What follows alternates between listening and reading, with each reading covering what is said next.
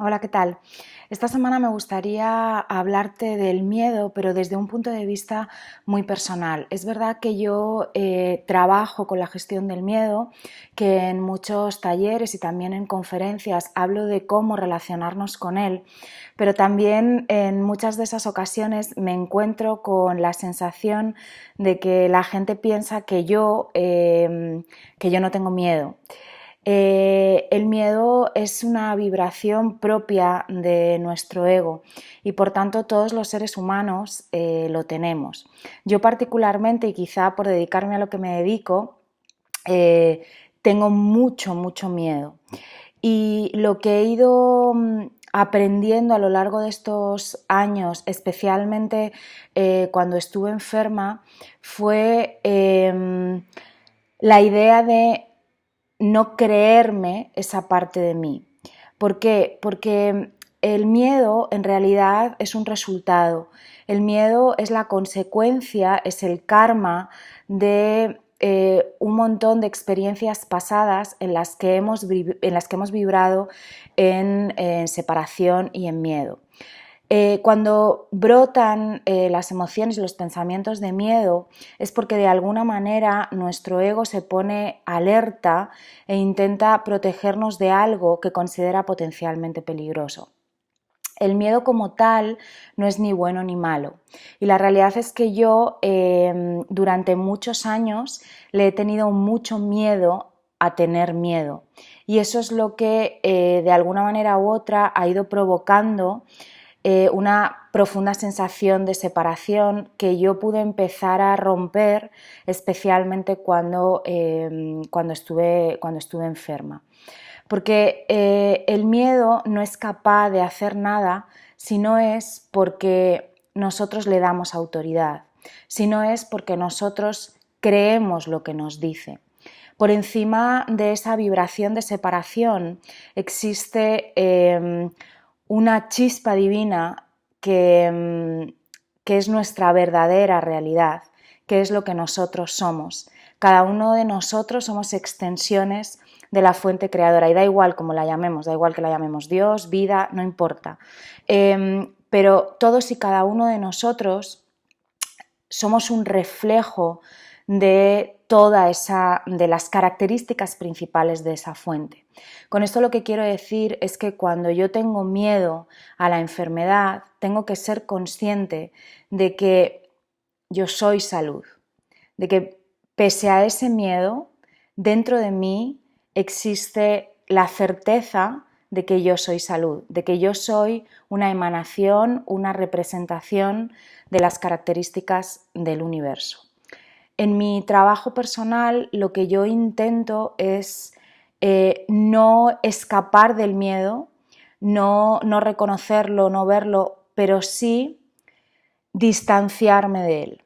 Yo acepto que tengo miedo y eso es lo que de alguna manera me permite después liberarlo a través de la entrega. Yo me he habituado a cada vez que aparece un pensamiento de miedo, soltarlo, es decir, entregárselo a la fuente de la que yo formo parte. Esto es una técnica utilizada en un curso de milagros y que a mí me parece muy potente, porque tenemos una tendencia a no querer tener miedo, a huir de él, a taparlo, a sanarlo, a escapar. Y eso lo que va a hacer es que ese miedo se convierta en una resistencia. Cada vez el karma se hace más intenso. Y si somos capaces, o por lo menos esa es mi experiencia con respecto al miedo, si yo soy capaz de verlo sin que me importe, entonces es cuando de verdad he logrado trascenderlo. El otro día estaba con un amigo, estábamos trabajando en el contenido de Almudena Miguel Áñez y le dije que en el momento en el que estaba hablando con él estaba teniendo un pensamiento de mucho miedo que me decía que iba a volver a estar enferma. Y entonces mi amigo me dijo algo que me pareció muy sabio. Me dijo, bueno, ¿y si enfermas ¿qué? Y si te mueres, ¿qué? Esto que parece así como un poco duro, en realidad desde mi punto de vista es de una sabiduría profunda. ¿Por qué? Porque lo que está haciendo es poner delante a esa parte que cada uno de nosotros tenemos, que es el miedo, verla de cara y decir ya, si es que no pasa nada, porque la realidad es que pase lo que pase, que todo ese miedo que nos intenta transmitir nuestro ego, a la postre no significa nada, porque por encima de eso nosotros somos seres inmortales, reflejo del amor incondicional, y es ahí donde nosotros tenemos que poner la atención, o por lo menos es donde yo más intento poner la atención. Como tengo mucho miedo, como tengo miedo a enfermar, tengo miedo a no ser capaz, tengo miedo a no lograr lo que mis deseos, como tengo mucho miedo, en vez de poner la atención en ese miedo, intento poner la atención en que además de eso soy otra cosa, en que además de eso soy amor, en que además de eso tengo capacidad para dar y recibir, en que además de eso soy prosperidad, en que además de eso soy un reflejo exacto de salud.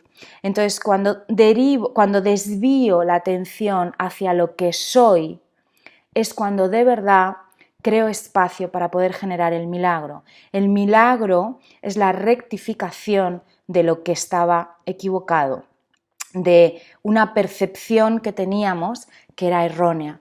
Por eso,